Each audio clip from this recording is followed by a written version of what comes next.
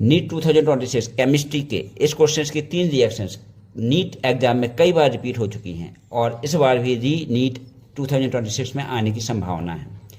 इसमें इथेन की reaction chlorine से कराई गई है in the presence of sunlight, तो ये रिएक्शन होगी फ्री रेडिकल सब्स्टिट्यूशन रिएक्शन।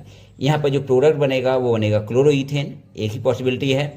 और फिर इसकी रिएक्शन अमोनिया से कराएंगे तो यहाँ पर ये न्यूक्लियोफिलिक सब्स्टिट्यूशन रिएक्शन होगा, Cl- रिप्लेस होगा NH2- से और बनेगा इथनामीन।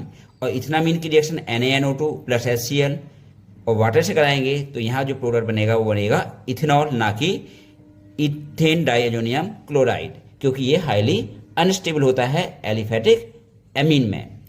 अब आपको इसका आंसर बताना है, ये क्वेश्चन दिया हुआ है। एनिलीन की रिएक्शन NaNO2 HCl से कराएंगे फॉलोड बाय हाइड्रोलिसिस, तो क्या प्रोडक्ट बनेगा।